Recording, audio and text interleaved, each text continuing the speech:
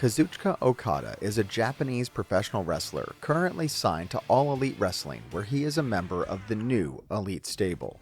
He is best known for his 18-year run in New Japan Pro Wrestling, where he was a 5-time IWGP Heavyweight Champion, with his 4th reign being the longest in the company's history at 720 days. The video you're watching is just one part of a series of videos on this channel that I'm making, so make sure you check out all the other parts linked in the playlist at the end of the video, and subscribe so you get notified when new videos in the series are released. Okada started training to become a professional wrestler in 2004 and joined New Japan Pro Wrestling in 2007 as a young boy. A young boy is a young Japanese pro wrestler still in the training stages of their career. When not wrestling, young boys can be seen ringside assisting the veteran pro wrestlers. They can typically be identified by their gear. Young boys' ring gear is either black or solid colored tights, boots, and knee pads.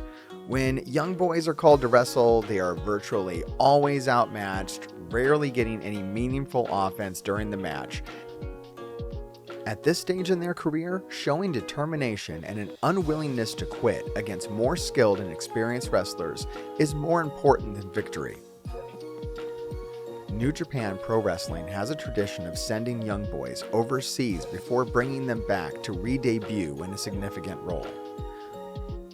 So this is what led to Okada spending an uneventful year in TNA in 2010, mostly losing in dark matches and spending a short time as Samoa Joe's Kato-inspired valet, Okato. This was a parody of an old character created back in the 30s as a sidekick to the crime fighter the Green Hornet, like Batman, but like not as cool.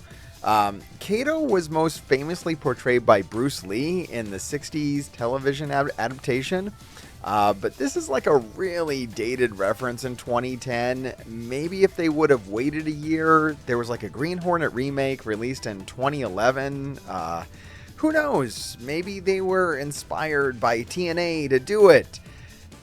I mean, they weren't. This was stupid. It had no point, and it was borderline offensive. When asked about Okada's time in TNA, Jeff Jarrett, who was an executive there, said on his podcast, My World with Jeff Jarrett, that he was glad he had no part in it. Jeff would imply that it would have been a smart idea for TNA to give Okada a shot, since having a strong relationship with New Japan Pro Wrestling could have done great things for the promotion. He said that they were aware that Okada had great potential, they just didn't act on it. I've been called a racist, okay, bro, because I have stated the obvious when it comes to foreign speaking wrestlers. Chris, let me give you this analogy. Okay, because right away people don't want to hear what I say, so I got to break it down for them simply. As a writer, you know, bro, it's all about the connection with the audience. Okay? Absolutely. So the fans got to be able to connect with the talent.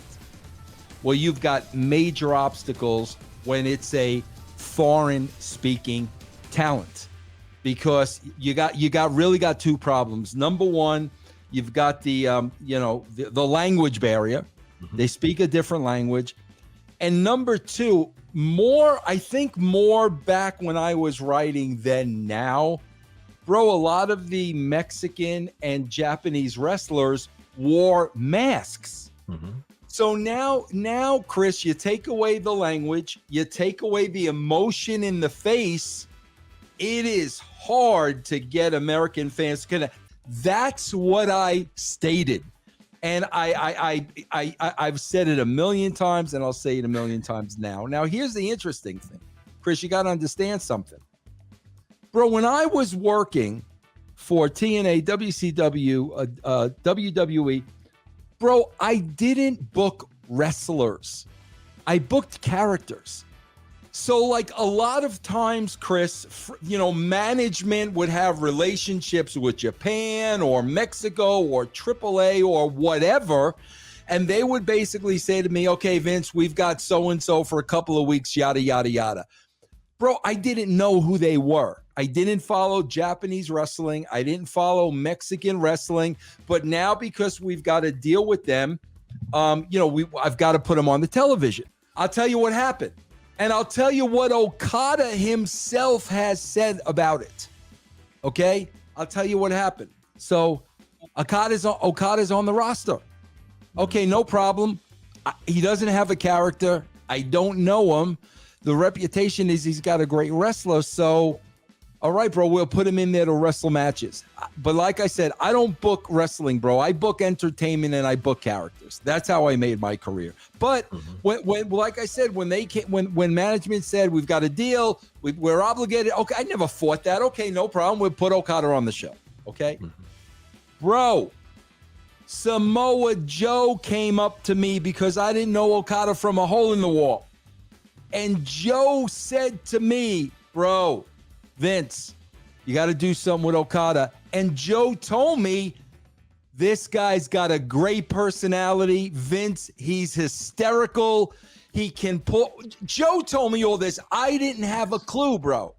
So it was Joe who really smarted me up. And Joe was talking about the entertainment side. He told me Okada was a hysterical guy, pulling pranks in the locker room and all this kind of stuff.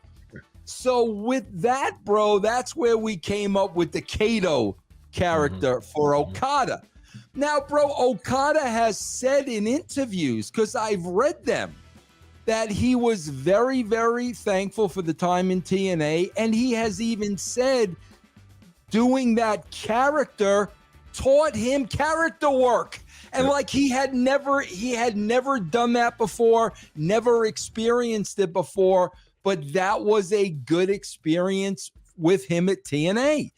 So I'm glad. I mean, I'm glad that worked out for him. I'm glad he was able to do that and go on to, the Rainmaker and do what he's doing now. But yeah, bro, that's basically, where I got the idea from, my working relationship with him. And I'm glad he appreciated it and was able to use that going forward. Okada's experience with TNA eventually led to the end of the relationship between that promotion and New Japan Pro Wrestling. This was a total disaster. I mean, who knows how things could have, worked out with TNA had they treated Okada, correctly. Many people ask me, why you hate TNA? But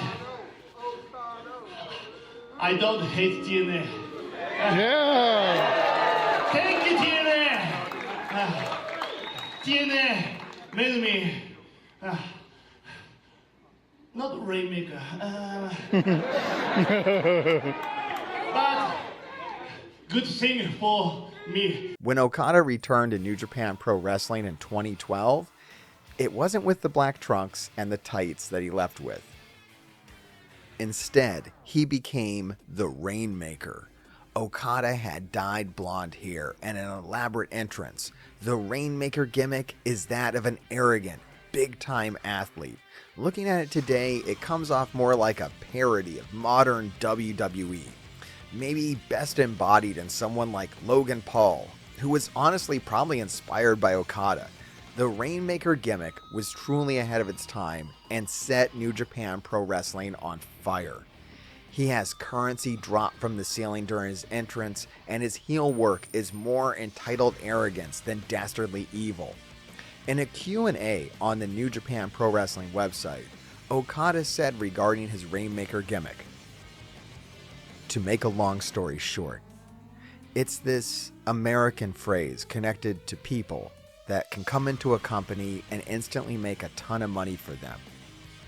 And I thought it would be a cool fit for me in New Japan Pro Wrestling, so it became my nickname. It's like the $1 Million Man cranked up to fucking 11, except instead of, paying you off to take a dive, Okada would instead just pummel you within an inch of your life and deliver a finishing move called, you guessed it, the Rainmaker, that would almost literally turn the opponent inside out. Okada says he named his finish the Rainmaker to further strengthen his brand. Okada took inspiration from outside of Japanese wrestling for the move, he said. As for the move itself, you see that wrist clutch and the extension quite a lot in Lucha Libre. I can't remember the match, but I remember seeing it in America and thinking it looked cool, and I always thought something leading to a lariat would be a cool finish, so one was added to the other. Well, it just came down to thinking which would have more of an impact. Unleashing everything through a lariat like that is more powerful, I thought. Okada is not really like anyone else who's come before. He is stoic and confident, but not like a stupid confidence. He can back it up. Like the man with no name from an old spaghetti western. He shows no emotions because he doesn't need to. He knows he's better than everyone else in the roster. He's truly on another level, a level that no one else will ever reach. If you were thinking he's like Roman Reigns right now, well, you'd be wrong, because while the tribal chief was all of these things as well, he was also emotional, constantly raging under the surface. But Okada is something else. The key difference here is the lack of emotion at all times. When interviewed, he would never be excited or nervous or anything at all. He always feels nothing. This would be the exact opposite of Kenny fucking Omega, but that's for another video. About Okada, wrestling is not something special for him. He just has to go out there and do what he was born to do, win. Even after winning the International Wrestling Grand Prix, the IWGP Heavyweight Championship, at only 24 years old, he is asked, "How do you feel about becoming champion?" Okada's reply is simple: "I feel normal." The International Wrestling Grand Prix Heavyweight Championship is one of the most prestigious belts in all of wrestling. The original IWGP Heavyweight Championship was first introduced in 1983, and the inaugural champion was determined by a 10-man round-robin tournament. Participants included world heavyweight champions from other international promotions. One of these champions was none other than Hulk Hogan, who was wrestling in Japan after being fired in the WWF in 1981. Hulk Hogan would win this tournament by knocking out Japanese wrestling legend Antonio fucking Inoki. There must be a whole alternate universe where Hulk Hogan never went back to the WWF and instead stayed in Japan, and I happen to think that might have been a better universe. But back in our universe, the next holder of the belt would be Inoki, and he would hold it for 1,027 days until it was replaced by a newer version of the belt that would go on to be held once again by Inoki and other Japanese wrestling royalty like Tatsumi Fujinami, Big Van Vader, The Great Muta, Shinsuke Nakamura, and Hiroshi Tanahashi. Okada would go on to hold this belt 5 times and hold it longer than any of these former champions for a total of 1,790 days. Okada would define Japanese wrestling in the 2010s. Okada would have the longest IWGP Heavyweight Championship reign in history, holding the belt for 720 days. This reign would contain the most acclaimed series of matches, his battles with Kenny Omega. Those included a 45-minute match at the Tokyo Dome in 2017 that became known as the greatest match in pro wrestling history and legitimately broke the brain of wrestling journalist David Meltzer, who awarded the match a 6.5 stars out of 5. Omega and Okada would go on to make wrestling history with a 60-minute draw in June of 2017, and finally a 2 out of 3 falls war in June of 2018 that Omega eventually won, ending Okada's title run. But Okada and Omega's legendary rivalry would not end there. In fact, it was this year that I'm recording this video in 2024 that the seeds for Okada vs. Omega 5 were planted in an AEW ring. Now, after all that being said, it has to be stated that Okada's time in TNA wasn't a total waste. He formed some long-lasting friendships with both the Young Bucks and the Motor City Machine Guns, who he was even in a band with. During Kazuchika Okada's time in TNA, it could be said that he was not used in the best way and having trouble fitting in. The Young Bucks and the Motor City Machine Guns embraced Okada, and the Machine Guns specifically bonded with Okada over his lesser-known talent. It turned out the Rainmaker was also a riff maker, and he would go on to play guest guitar on a High Crusade album.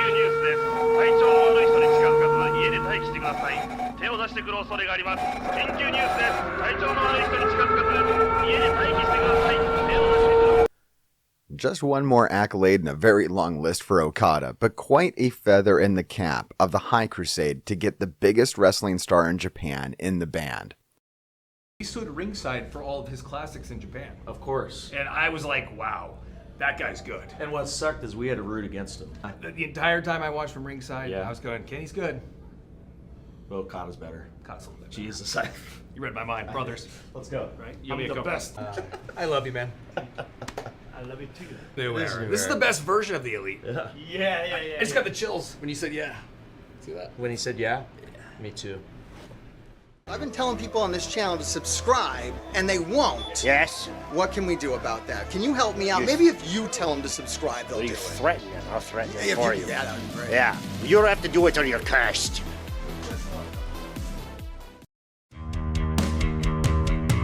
He is I and I am him, and I'm the undisputed trend Nat Taven. And this dork behind the camera, some Melvin told me to say, grave diggers keep on digging. Whatever that means.